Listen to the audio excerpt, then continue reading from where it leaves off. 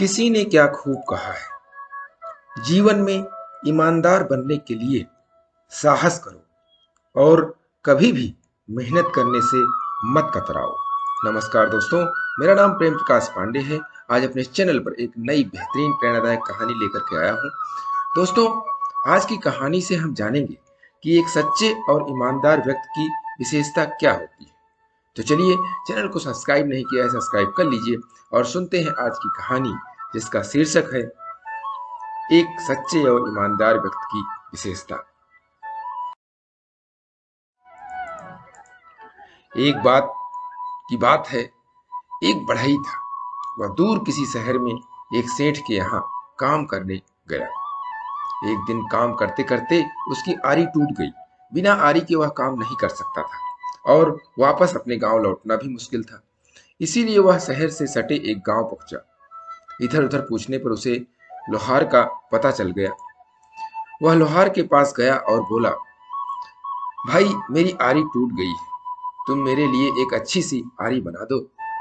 लोहार बोला, बना दूंगा, पर इसमें समय लगेगा। तुम कल इसी वक्त आकर मुझसे आरी ले सकते हो।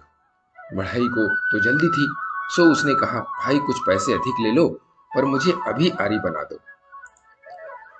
बात पैसे की नहीं है भाई, अगर मैं इतनी जल्दबाजी में औजार बनाऊंगा तो मुझे खुद उससे संतुष्टि नहीं होगी। मैं औजार बनाने में कभी भी अपनी तरफ से कोई कमी नहीं रखता। लोहार ने समझाया। बढ़ई तैयार हो गया और अगले दिन आकर अपनी आरी ले गया। आरी बहुत अच्छी बनी थी। बढ़ई पहले की अपेक्षा आसानी से और पहले से बेहतर काम कर पा रहा था। बढ़ई ने खुशी से यह बात अपने सेठ को भी बताई और लोहार की खूब प्रशंसा की। सेठ ने भी आरी को करीब से देखा। इसके कितने पैसे लिए उस लोहार ने? सेठ ने बढ़ई से पूछा। 10 रुपए। सेठ ने मन ही मन सोचा कि शहर में इतनी अच्छी आरी के तो कोई भी 30 रुपए देने को तैयार हो जाएगा। क्यों ना उस लोहार से ऐसी दर्जनों आरियां बनवाकर शहर में बेचा जाए। अगले दिन सेठ लोहार के पास पहुंचा और बोला, मैं तुमसे ढेर सारी आरियां बनवाऊंगा और हर आरी के 10 रुपए दूंगा, लेकिन मेरी एक शर्त है, आज के बाद तुम सिर्फ मेरे लिए काम करोगे और किसी और को आरी बनाकर नहीं बेचोगे। मैं आपकी शर्त नहीं मान सकता, लोहार बोला। सेठ ने सोचा कि लोहार को और अधिक पैसे चाहिए। वह बोला, ठीक है, मैं तुम्हें हर आरी के 15 रुपए दूंगा। अब तो मेरी शर्त मंजूर है? लोहार ने कहा, नहीं, मैं अभी भी आपकी शर्त नहीं मान सकता। मैं आपके लिए काम नहीं कर सकता। मैं अपनी मेहनत का मूल्य खुद निर्धारित करूंगा। मैं इस दाम से संतुष्ट हूं, इससे ज्यादा दाम मुझे नहीं चाहिए। बड़े अजीब आदमी हो, भला कोई आती हुई लक्ष्मी को मना करता है? व्यापारी ने आश्चर्य से बोला। लोहार बोला, आप मुझसे आरी लेंगे, फिर उसे दुगने दाम में गरीब खरीदारों को बेचेंगे, लेकिन मैं किसी गरीब के शोषण का माध्यम नहीं बन सकता। अगर मैं लालच करूंगा तो उसका भुगतान कई लोगों को करना पड़ेगा। इसलिए आपका ये प्रस्ताव मैं स्वीकार नहीं कर सकता। सेठ समझ गया कि एक सच्चे और ईमानदार व्यक्ति को दुनिया की कोई दौलत नहीं खरीद सकती। वह अपने सिद्धांतों पर अडिग रहता है, अपने हित से ऊपर उठकर, और लोगों के बारे में सोचना एक महान गुण है। लोहार चाहता तो आसानी से अच्छे पैसे कमा सकता था। वह जानता था कि उसका जरा सा लालच बहुत से जरूरतमंद लोगों के लिए नुकसानदायक साबित होगा और वह सेठ के लालच में नहीं पड़ता। दोस्तों, अगर ध्यान से देखा जाए तो लोहार की तरह ही हम में से अधिकतर लोग जानते हैं कि कब हमारे स्वार्थ और लालच की वजह से बाकी लोगों को नुकसान होता है, पर ये जानते हुए भी हम अपने फायदे के लिए काम करते रहे। हमें इस व्यवहार को बदलना होगा। बाकी लोग क्या करते हैं इसकी परवाह किए बगैर हमें खुद ये फैसला करना होगा कि हम अपने फायदे के लिए ऐसा कोई काम न करें जिससे औरों को तकलीफ पहुंचती हो। और इसके लिए प्रतिदिन सुबह 5:30 बजे एक नई कहानी, एक नई उमंग से दिन की शुरुआत करें। तब तक के लिए छोटों से मिले प्यार और बड़ों से मिले आशीर्वाद, और भगवान के सहारे के साथ यही कहूँगा, काम तो सभी करते हैं, पर काम करो कुछ ऐसा कि उदाहरण बन जाए। ये छोटी सी स्टोरी आपको अच्छी लगी तो लाइक कीजिए, शेयर कीजिए अपने इष्ट मित्रों में भी, और कमेंट जरूर करिए। और चैनल को अभी तक सब्सक्राइब नहीं किया है तो सब्सक्राइब कर लीजिए, और नई नई बेहतरीन मोटिवेशनल स्टोरी आपको प्रत्येक सुबह मिलती रहे, इसके लिए प्रेस बेल आइकन। किसी ने क्या खूब कहा है, करता करे न कर सके, गुरु करे सो होय। 3 लोक 9 खंड में, गुरु से बड़ा न कोई। नमस्कार दोस्तों, मेरा नाम प्रेम प्रकाश पांडे है। आज अपने चैनल पर एक नई बेहतरीन प्रेरणादायक कहानी लेकर के आया हूँ।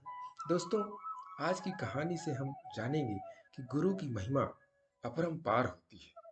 उनके बताए रास्ते पर चलने से हमें वो सब कुछ प्राप्त हो सकता है जो जीवन में हमने सोचा भी नहीं होगा। तो चलिए, चैनल को सब्सक्राइब नहीं किया है तो सब्सक्राइब कर लीजिए, और सुनते हैं आज की कहानी, जिसका शीर्षक है गुरु की महिमा।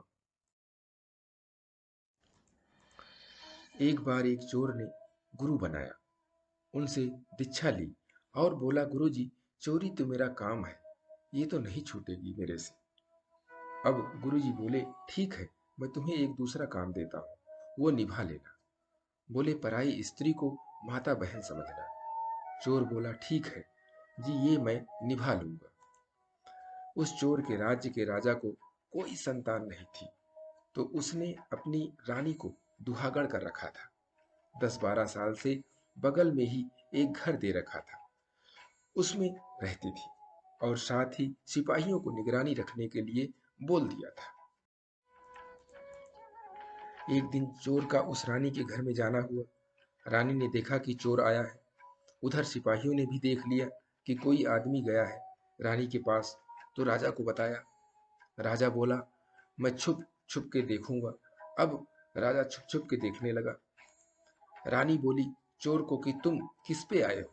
चोर बोला, ऊंट पे। तो रानी बोली कि तुम्हारे पास जितने भी ऊंट हैं, मैं सबको सोने चांदी से भर दूंगी, बस मेरी इच्छा पूरी कर दो। तो चोर को अपने गुरु की बात याद आ गई। बोला, नहीं जी, आप तो मेरी माता हो, जो पुत्र के लायक वाली इच्छा हो तो बताओ, दूसरी इच्छा मेरे बस की नहीं है। राजा ने सोचा, वाह, चोर होके इतना ईमानदार। राजा ने उसको पकड़ लिया और महल ले गया। बोला, मैं तेरी ईमानदारी से खुश हूं, तू वर मांग। चोर बोला, जी आप दोगे, पक्का वादा करो। राजा बोला, हाँ मांग।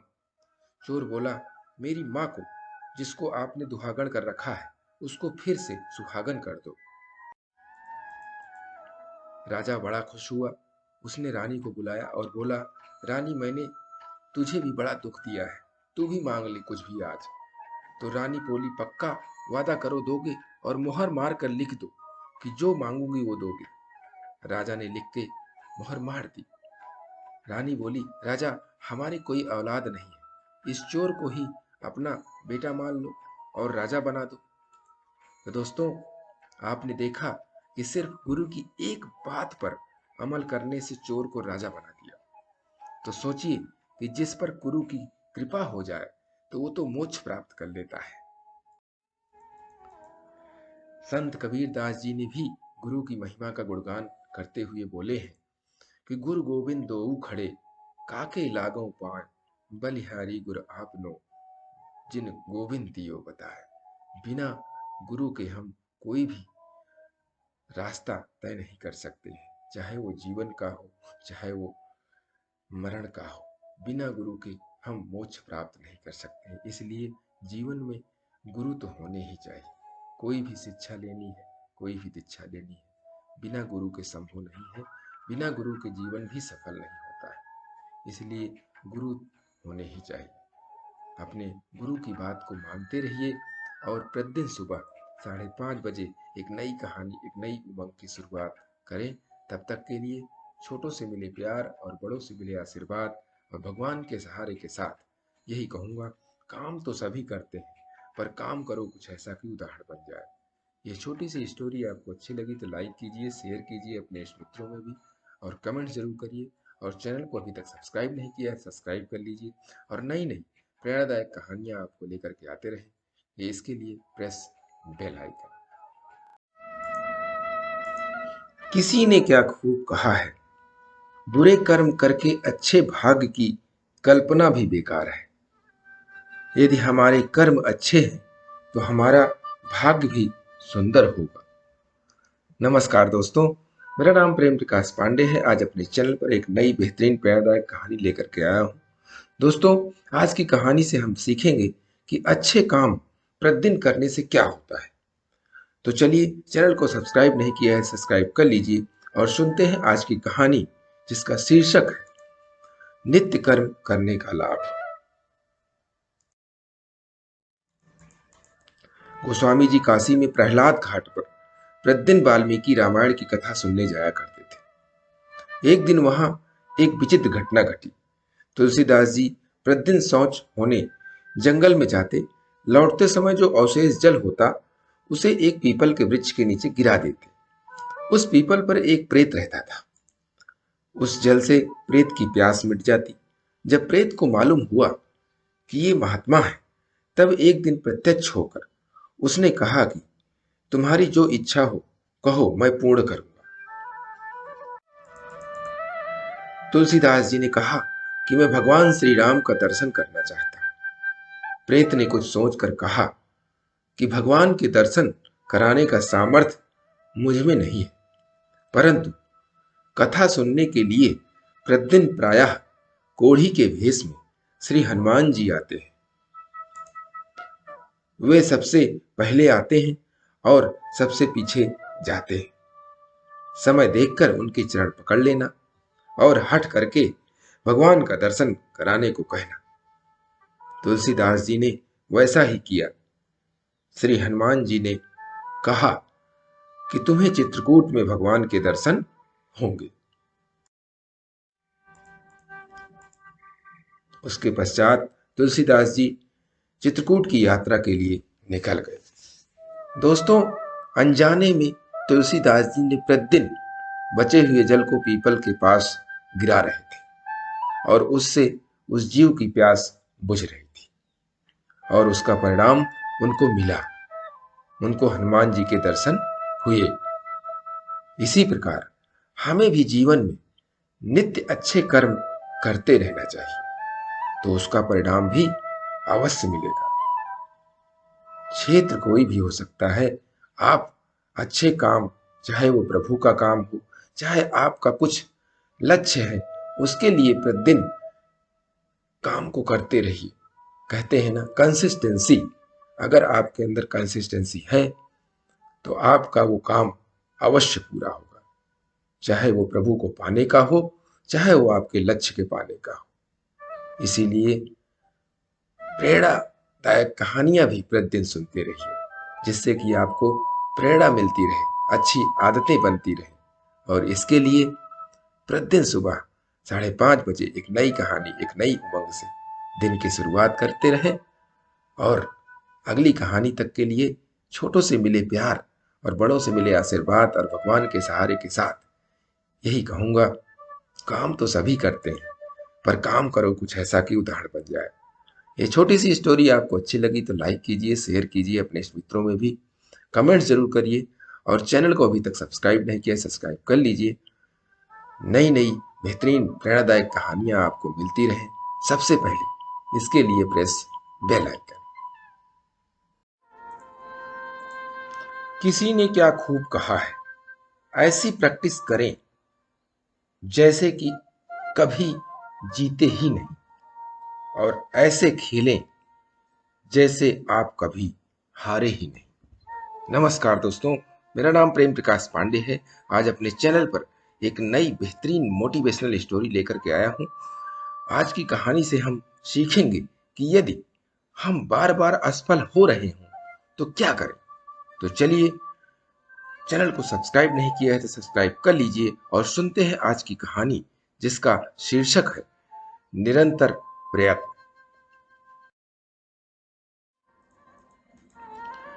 शेरा नाम का एक शेर बहुत परेशान था। वो एक नौजवान शेर था जिसने अभी अभी शिकार करना शुरू किया था, पर अनुभव न होने के कारण वो अभी तक एक भी शिकार नहीं कर पाया था। हर एक असफल प्रयास के बाद वो उदास हो जाता और ऊपर से आसपास घूम रहे लकड़बग्घे भी उसकी खिल्ली उड़ाकर खूब मजे लेते। शेरा गुस्से में उन पर दहाड़ता, पर वे ढीठ कहाँ डरने वाले थे। ऐसा करने पर वे और जोर जोर से हंसते। उन पर ध्यान मत दो, समूह के बाकी शेर सलाह देते। कैसे ध्यान न दूं?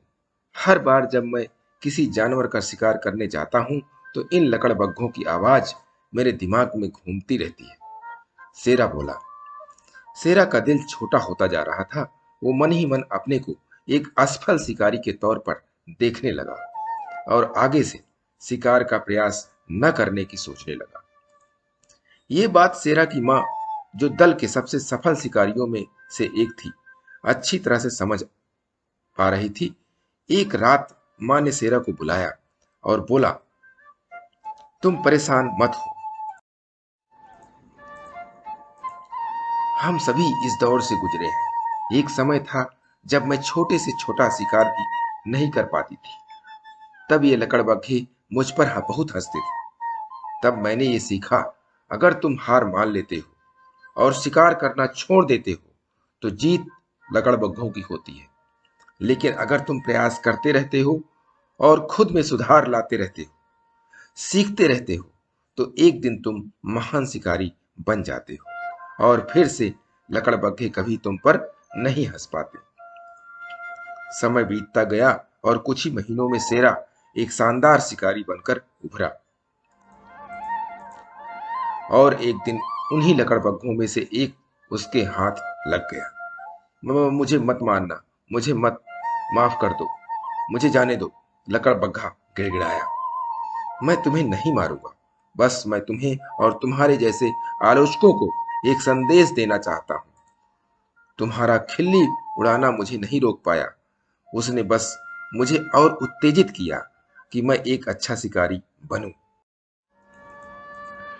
खिल्ली उड़ाने से तुम्हें कुछ नहीं मिला, पर आज मैं इस जंगल पर राज करता हूं। जाओ, मैं तुम्हारी जान बख्शता हूं।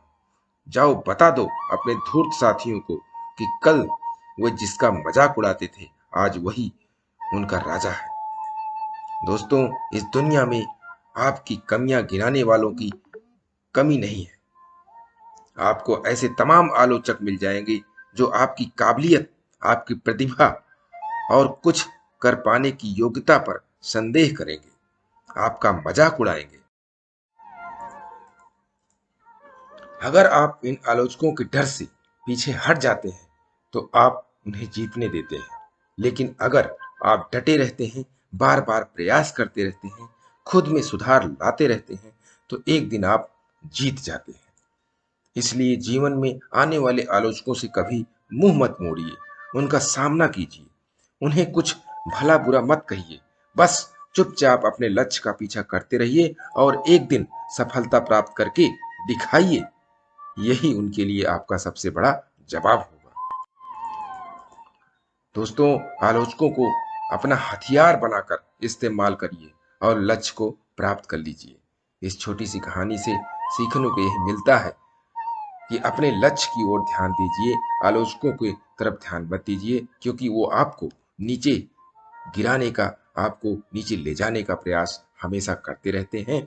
इसलिए उससे बचने के लिए आपको प्रतिदिन सुबह 5:30 बजे एक नई कहानी, एक नई उमंग से करें दिन की शुरुआत।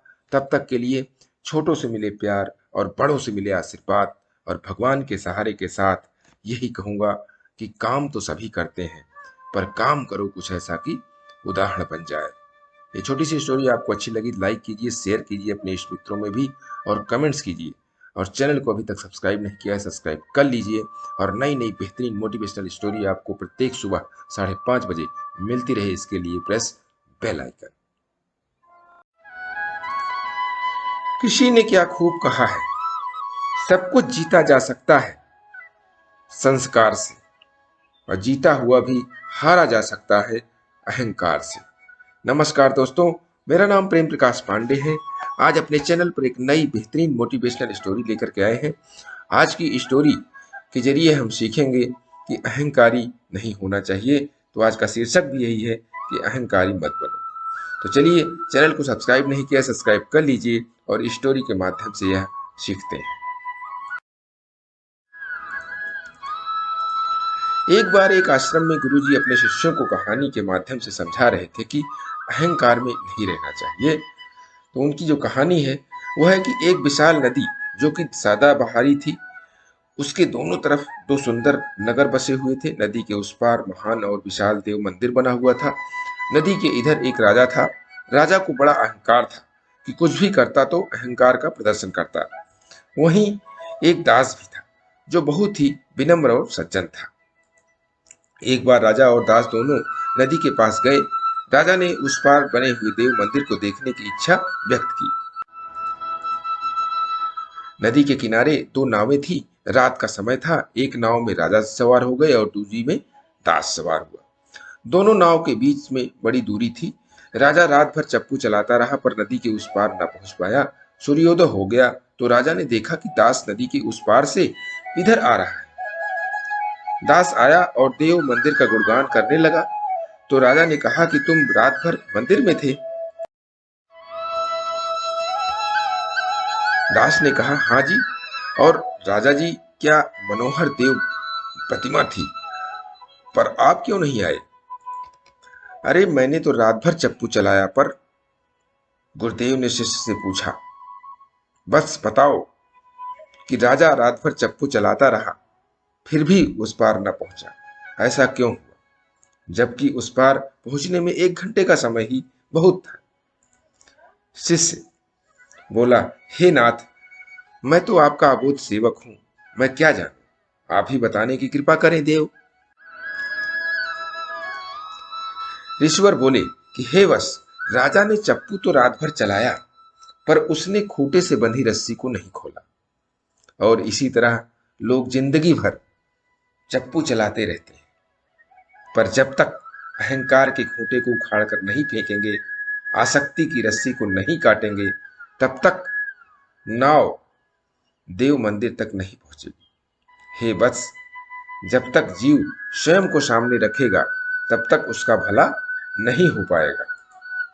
ये न कहो कि ये मैंने किया, ये कहो कि ये मेरा है। ये न कहो कि ये मेरा है, ये कहो कि जो कुछ भी है वो सद्गुरु और समर्थ सत्ता का है। मेरा कुछ भी नहीं, जो कुछ भी है सब कुछ उसी का है। स्वयं को सामने मत रखो, समर्थ सत्ता को सामने रखो। और समर्थ सत्ता या तो सद्गुरु है या फिर इष्ट देव है। यदि नारायण के दरबार में राजा बनकर रहोगे तो काम नहीं चलेगा, वहां तो दास बनकर रहोगे तभी कोई मतलब है। जो अहंकार से ग्रसित है वो राजा बनकर चलता है, और जो दास बनकर चलता है वो सदा लाभ से ही लाभ रहता है। इसीलिए जीवन में छोटा बनकर रहो, दास बनकर रहो, लाभ ही लाभ होगा। तो दोस्तों, कहानी से सीखने को मिलता है कि हमें अहंकार में नहीं रहना चाहिए, अपने में नहीं रहना चाहिए। अपने आप को छोटा बनाकर रखो, लाभ ही लाभ मिलेगा। इसके लिए प्रतिदिन सुबह 5:30 बजे एक नई कहानी, एक नई उमंग से करें दिन की शुरुआत। तब तक के लिए छोटों से मिले प्यार और बड़ों से मिले आशीर्वाद और भगवान के सहारे के साथ यही कहूंगा कि काम तो सभी करते हैं, पर काम करो जैसा कि उदाहरण बन जाए। ये छोटी सी स्टोरी आपको अच्छी लगी तो लाइक कर दीजिए, शेयर कीजिए अपने इष्ट मित्रों में भी, और कमेंट्स कीजिए। और चैनल को अभी तक सब्सक्राइब नहीं किया, सब्सक्राइब कर लीजिए।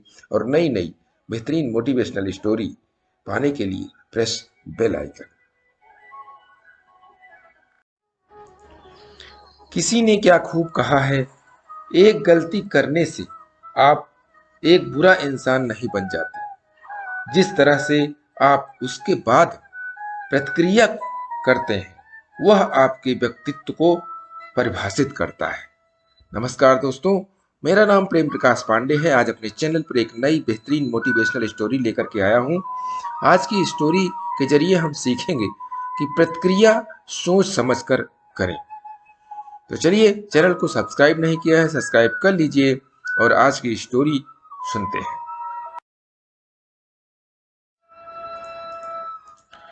एक बढ़ई शाम को अपनी दुकान बंद कर चला गया। जब वह चला गया तो एक जहरीला सांप दुकान के अंदर घुस गया। सांप भूखा था, इस आशा में कि कुछ खाने को मिल जाए वह इधर उधर रेंगने लगा। इसी बीच वो एक कुल्हाड़ी से टकरा गया और थोड़ा सा चोटिल हो गया। उसे गुस्सा आ गया और बदला लेने के लिए उसने कुल्हाड़ी को डंक मार दिया।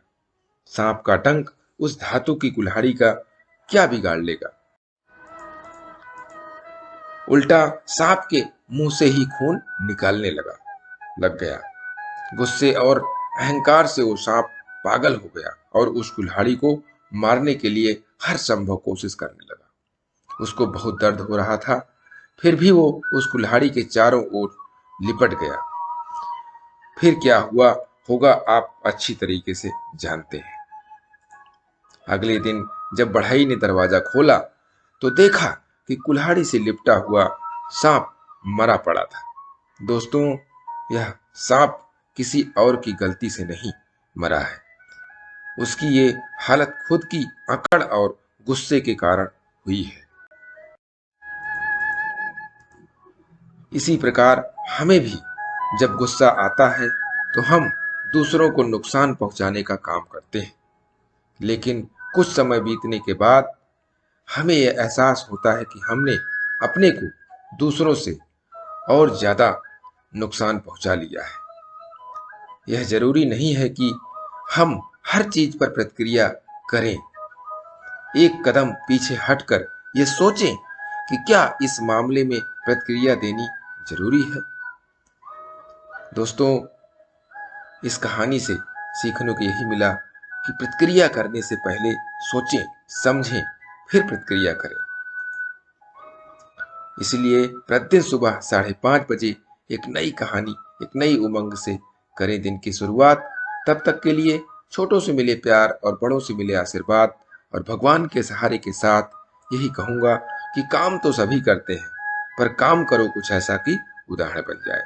ये छोटी सी स्टोरी आपको अच्छी लगी तो लाइक कर दीजिए, शेयर कीजिए अपने इष्ट मित्रों में भी, और कमेंट्स कीजिए। और चैनल को अभी तक सब्सक्राइब नहीं किया, सब्सक्राइब कर लीजिए।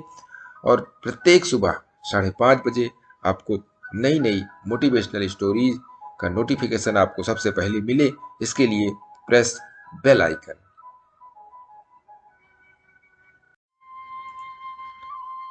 किसी ने क्या खूब कहा है, अच्छा काम करते रहो, कोई सम्मान करे या ना करे।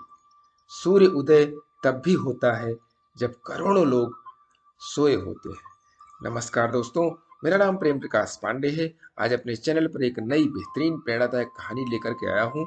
आज की कहानी से हम सीखेंगे कि शुरुआती दिनों में जो काम हम करते हैं उससे लगता है कि बेकार है, पर भविष्य में वो हमारे जीवन के लिए उपयोगी होता है। यह हमारा विकास करता है। तो चलिए, चैनल को सब्सक्राइब नहीं किया, सब्सक्राइब कर लीजिए और सुनते हैं आज की कहानी, जिसका शीर्षक है प्रतिभा का विकास। दो टैडपोल यानी मेढक एक कुएं में बड़ी मस्ती से घूम रहे थे। दोनों अपनी पूंछ हिलाते और बाकी मेढकों को अपना खेल दिखाते। उनकी शैतानियां देखकर एक वयस्क मेढक बोला, जितनी पूंछ हिलानी है हिला लो, कुछ दिन बाद ये गायब हो जाएंगी। हा हा हा। यह सुनकर बाकी मेढक हंसने लगे। दोनों टेडपोल फौरन अपनी माँ के पास गए और उस मेढक की बात बताते हुए बोले, माँ, क्या सचमुच हमारी पूंछ गायब हो जाएगी? हाँ, माँ बोली, यही प्रकृति का नियम है। जब हम पैदा होते हैं तो हमारी छोटी सी पूंछ होती है, पर समय के साथ हम विकसित हो जाते हैं, ये पूंछ गायब हो जाती है और हमारे पैर निकल आते हैं। तब हम कुएं के बाहर भी जा सकते हैं और लंबी छलांगे मार सकते हैं और स्वादिष्ट कीड़े मकोड़े खा सकते हैं। माँ की बात सुनकर पहले टेडपोल ने मन ही मन सोचा, इससे पहले कि पूंछ गायब हो जाए मैं और मस्ती कर लेता हूँ, तालाब के कई चक्कर लगा लेता हूँ और एक से बढ़कर एक करतब दिखाता हूँ। और ऐसा सोचकर वह दोबारा मस्ती में घूमने लगा। वहीं दूसरे टेडपोल ने सोचा, जब ये पूंछ एक दिन गायब ही हो जानी है तो इससे खेलने और मौज मस्ती करने से क्या फायदा। जब मैं पैर निकलेगा तब मौज की जाएगी। और वह कुएं के एक हिस्से में गुमसुम सा रहने लगा। फिर एक दिन वो भी आया जब दोनों टैडपोल मेढक में विकसित हो गए। दोनों काफी खुश थे और फैसला किया कि वे तालाब से निकलकर बागीचे में सैर करने जाएंगे। ये पहला मेढक किनारे पे पहुंचा और तेजी से छलांग लगाकर बाहर निकल गया। वहीं दूसरा मेढक छलांग लगाने की कोशिश करता पर लगा ही नहीं पाता, मानो उसके पैरों में जान ही ना हो। वह घबराया हुआ वापस अपनी माँ के पास पहुंचा और घबराते हुए बोला, मेरे पैर काम क्यों नहीं कर रहे? मेरा भाई तो बड़े आराम से छलांग लगाकर बाहर निकल गया, पर मैं ऐसा क्यों नहीं कर पा रहा? माँ बोली, बेटे ये तुम्हारी वजह से हुआ है। तुमने ये सोचकर कि एक दिन पूछ चली ही जानी है, उसका इस्तेमाल ही बंद कर दिया और चुपचाप कोने में पड़े रहने लगे। मेरे समझाने पर भी तुम नहीं माने और इसी वजह से तुम्हारा शरीर कमजोर हो गया। जिन अंगों का विकास ठीक से होना चाहिए था वो नहीं हो पाया, और अब जिन पैरों का तुम इतने दिनों से इंतजार कर रहे थे वे भी बेकार निकल गए।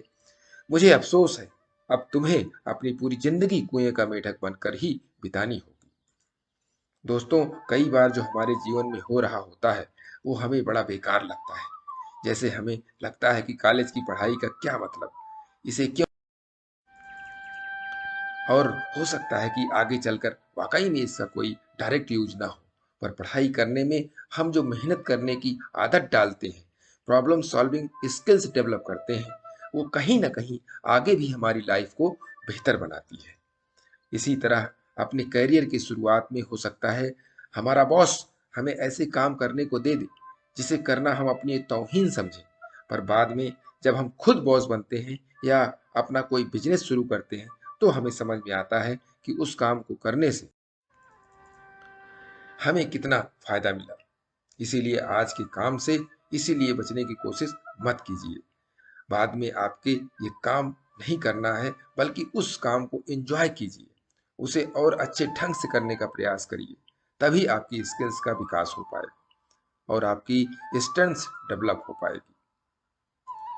और जब फ्यूचर में आपको कुछ कर दिखाने की अपॉर्चुनिटी मिलेगी तो आप सचमुच वो काम कर पाएंगे, वरना उस दूसरे मेढक की तरह आप भी अपनी लिमिटेड एबिलिटी के साथ कुएं के मेढक बनकर ही रह जाएंगे।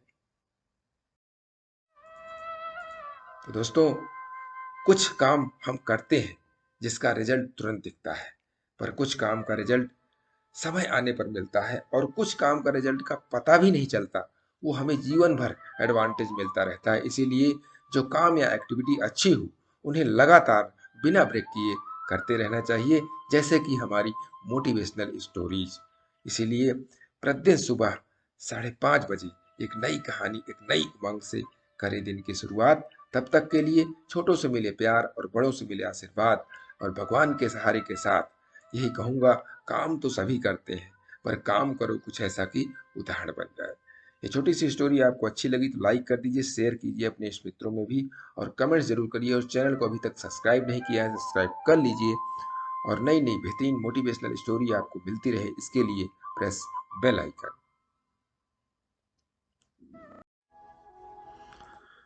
किसी ने क्या खूब कहा है, आपकी इच्छा शक्ति ही आपकी ताकत है और दृढ़ संकल्प ही आपकी क्षमता।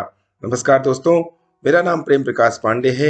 आज अपने चैनल पर एक नई बेहतरीन मोटिवेशनल स्टोरी लेकर के आया हूं, जिसका शीर्षक है प्रबल इच्छा शक्ति। तो चलिए, चैनल के सब्सक्राइब नहीं किया, सब्सक्राइब कर लीजिए और देखते हैं प्रबल इच्छा शक्ति क्या होती है। हमारे स्वामी महावीर जी के जीवन की एक घटना से हम आज ये स्टोरी देखेंगे।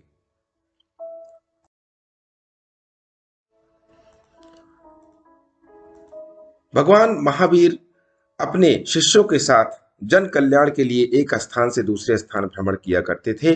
उनके शिष्य निष्ठावान थे, ईश्वर के प्रति महावीर के विचारों को जन सामान्य तक पहुंचाने का प्रयत्न किया करते थे। एक समय की बात है, महावीर अपने एक शिष्य के साथ सभा के लिए जा रहे थे।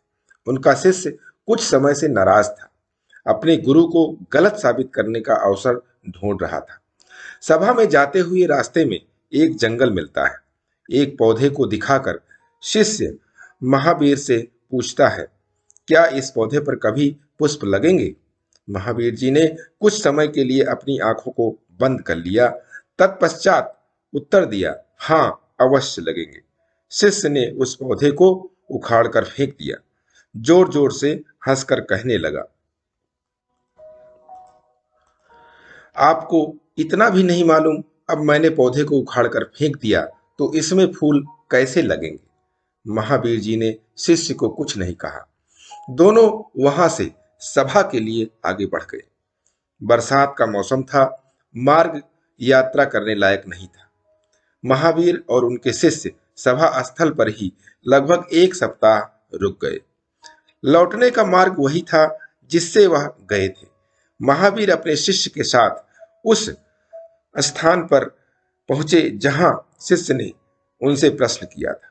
शिष्य ने उस पौधे को देखा जिसे उखाड़कर फेंक दिया था। वह पौधा हरा भरा और फूलों से भरा हुआ था।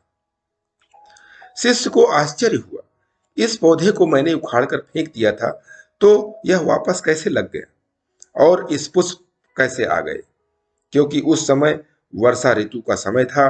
जल के प्रवाह से पौधों की जड़ों ने जमीन को पकड़ लिया था, जिसके कारण वह हरा भरा था। शिष्य के पूछने पर महावीर जी ने कहा, क्योंकि यह अभी जीना चाहता है, उसके भीतर जिज्ञासा प्राप्त है। वह कठिन चुनौतियों में भी अपने को जीवित रखना जानता है। इस कारण वह तुम्हारे द्वारा उखाड़ कर फेंकने पर भी पुनः जीवित खड़ा है। शिष्य ने अपने गुरु की महानता को जान लिया था। उसके मन में जितने प्रकार के विषाद थे वह सब दूर हो गए थे। तो दोस्तों, कहानी से जो शिक्षा मिलती है कि अपने गुरु पर शिष्य को पूर्ण विश्वास होना चाहिए और कठिन चुनौतियों में भी स्वयं से हार नहीं मानना चाहिए। और जिसके भीतर जीने की इच्छा या कुछ प्राप्त करने की लालसा होती है, वह निश्चय ही विजयी होता है और सफल होता है। इसलिए जीवन में कभी हार नहीं मानना चाहिए। अपने अंदर दृढ़ इच्छा शक्ति से किसी भी चीज को पाएंगे, लाने की कोशिश करेंगे तो अवश्य पाएंगे। और प्रतिदिन सुबह 5:30 बजे एक नई कहानी, एक नई उमंग से करें दिन की शुरुआत। तब तक के लिए छोटों से मिले प्यार, बड़ों से मिले आशीर्वाद और भगवान के सहारे के साथ यही कहूंगा कि काम तो सभी करते हैं, पर काम करो कुछ ऐसा कि उदाहरण बन जाए। स्टोरी अच्छी लगी तो लाइक कीजिए, शेयर कीजिए, अपने इष्ट मित्रों में भी कमेंट्स कीजिए और चैनल को अभी तक सब्सक्राइब नहीं किया, सब्सक्राइब कर लीजिए। और नई नई बेहतरीन मोटिवेशनल स्टोरी पाने के लिए प्रेस बेल आइकन। किसी ने क्या खूब कहा है, दिल अच्छा रखो, कर्म अच्छा रखो, बाकी प्रभु की इच्छा। नमस्कार दोस्तों, मेरा नाम प्रेम प्रकाश पांडे है। आज अपने चैनल पर एक नई बेहतरीन प्रेरणादायक कहानी लेकर के आया हूँ। दोस्तों, आज की कहानी से हम जानेंगे कि जो प्रभु के भक्त होते हैं वह गरीब क्यों होते हैं, उन्हीं के साथ गलत क्यों होता है। तो चलिए, चैनल को सब्सक्राइब नहीं किया तो सब्सक्राइब कर लीजिए और सुनते हैं आज की कहानी, जिसका शीर्षक है प्रभु की इच्छा। एक बार नारद जी ने भगवान से प्रश्न किया कि प्रभु, आपके भक्त गरीब क्यों होते हैं? तो भगवान बोले, नारद जी, मेरी कृपा को समझ पाना बड़ा कठिन है। इतना कहकर भगवान नारद के साथ साधु भेष में पृथ्वी पर पधारे और एक सेठ जी के घर भिक्षा मांगने के लिए दरवाजा खटखटाने लगे। सेठ जी बिगड़ते हुए दरवाजे की तरफ आए और देखा तो दो साधु खड़े हैं। भगवान बोले, भैया, बड़े जोरों की भूख लगी है, थोड़ा सा खाना मिल जाएगा? सेठ जी बिगड़ कर बोले, तुम दोनों को शर्म नहीं आती? तुम्हारे बाप का माल है, कर्म करके खाने में शर्म आती है? जाओ जाओ, किसी होटल में खाना मांगना। नारद जी बोले, देखा प्रभु, यह आपके भक्तों और आपका निरादर करने वाला सुखी प्राणी है, इसको अभिशाप दीजिए। नारद जी की बात सुनते ही भगवान ने उस सेठ को अधिक धन संपत्ति बढ़ाने वाला वरदान दे दिया। इसके बाद भगवान नारद जी को लेकर एक बुढ़िया मैया के घर में गए, जिसके पास एक छोटी सी झोपड़ी थी, जिसमें एक गाय के अलावा और कुछ भी नहीं था।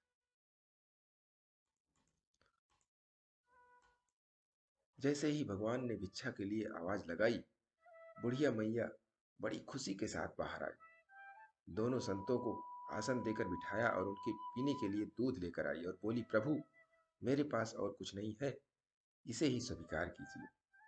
भगवान ने बड़े प्रेम से स्वीकार किया। तभी नारद जी ने भगवान से कहा, प्रभु, आपके भक्तों की इस संसार में देखो कैसी दुर्दशा है।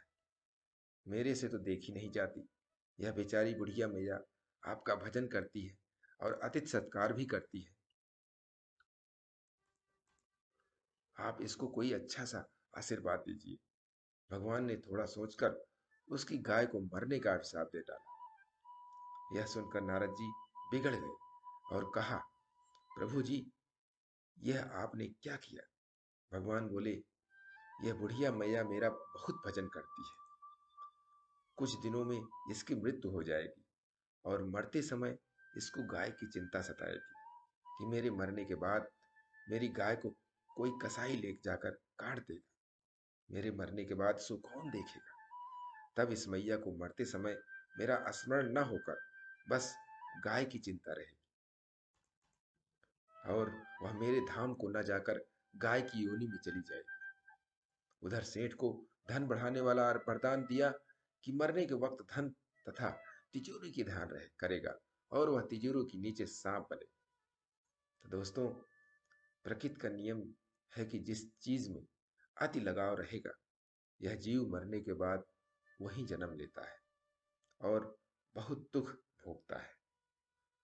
अतः अपना चिंतन प्रभु की तरफ अधिक रखें और जब प्रभु आपका कृपा करते हैं तो उस समय परीक्षा आपकी चालू हो जाती है और उस परीक्षा में हो सकता है आपको कष्ट भी मिले, दुख भी मिले। तो इसका अर्थ ये नहीं है कि आप प्रभु से दूर हैं। इसका अर्थ ये है कि आप प्रभु के नजदीक आ चुके हैं। इसलिए प्रभु का भजन करते रहें और प्रतिदिन सुबह 5:30 बजे एक नई कहानी, एक नई उमंग से दिन की शुरुआत करें। तब तक के लिए छोटों से मिले प्यार और बड़ों से मिले आशीर्वाद और भगवान के सहारे के साथ यही कहूँगा, काम तो सभी करते हैं, पर काम करो कुछ ऐसा कि उदाहरण बन जाए। ये छोटी सी स्टोरी आपको अच्छी लगी, लाइक कीजिए, शेयर कीजिए अपने मित्रों में भी और कमेंट जरूर करिए। और चैनल को अभी तक सब्सक्राइब नहीं किया है, सब्सक्राइब कर लीजिए। और नई नई बेहतरीन मोटिवेशनल स्टोरी प्रत्येक सुबह 5:30 बजे आपको मिलती रहे, इसके लिए प्रेस बेल आइकन।